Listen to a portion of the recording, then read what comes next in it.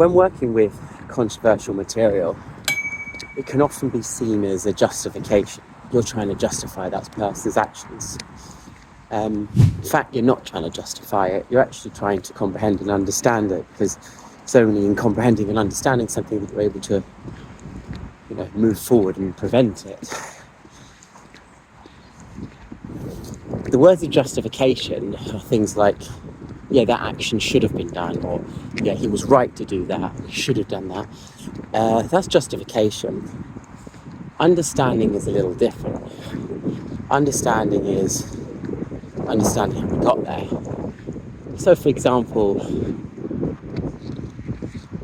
if I wanted to understand how somebody became an ice cream man, I could look into it and find out that his father was an ice cream man from before, and his father before that was an ice cream man, and then we can, in a very small way, work to understand how somebody can become an ice cream man. Now, what I've done there is worked on the understanding. I haven't justified the fact that he's an ice cream man. I haven't actually sort of laid down any kind of moral judgment and said, yeah, the fact that his dad was an ice cream man before him, his dad was an ice cream man before that, means that he rightfully should be an ice cream man, and him being an ice cream man is the right thing to do. No, there's no justification in that. There's only comprehension and understanding of how someone got to the action. And that's the same thing when you're studying controversial things. You're not aiming to justify it. You're aiming to comprehend how it got there because you want to solve the problem, presumably, right? And it appears to me that those minds, those individuals that assume that what you're doing is justifying the action,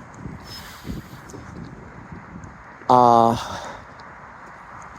coming from, let's say, a troubled place, a limited way of thinking. These individuals assume they're trying to justify the action because they are themselves limited in their thinking. And to me, the only reason someone's limited in their thinking is if they're, to an element, traumatized. It limits the thinking, restricts the thinking. In other words, these things work as triggers. When you talk about certain controversial things and you look to comprehend them and understand them, people are triggered by that. And that's a trigger within them.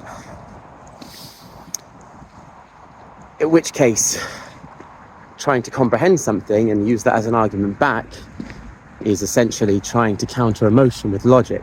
And I don't know if you've ever tried to do that in an argument, but that's a recipe for explosion.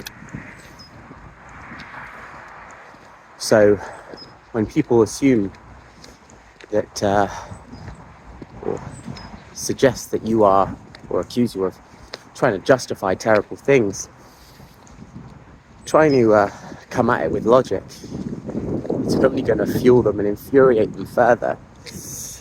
It's not necessarily the right response because they're not necessarily asking the right question. The response to them would be more like an emotional understanding, an empathetic understanding. It's kind of how therapy works.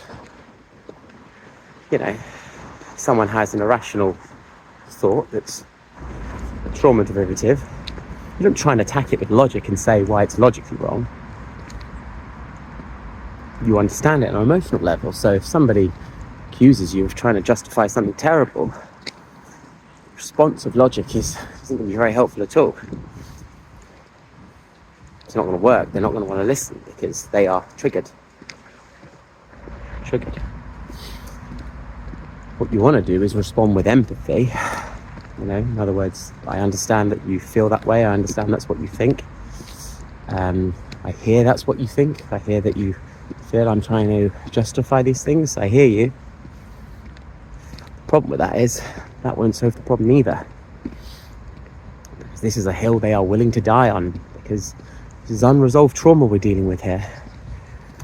So they will die on that hill, that accusational hill. So hearing them out can only go so far with certain people, and agreeing to disagree and saying that you understand where somebody's coming from can get you so far.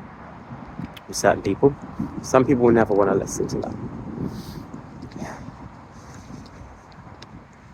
And so you're limited in your response with empathy, because they want to be, what for a better phrase, offended. And that might sound controversial, it might sound victim blamey, but it's not. That's the logic. Logic in the face of emotion, though. Explosion.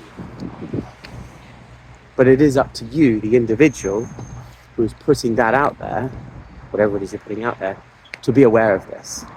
And to be aware of any biases that you might have, or any points you're trying to prove, and to try and understand the other side of that point, and to not try to justify it, but try to comprehend. Because there's much more utility in trying to comprehend something than trying to justify it. There's knowledge to be had, and there's also power in knowledge. Just a thought.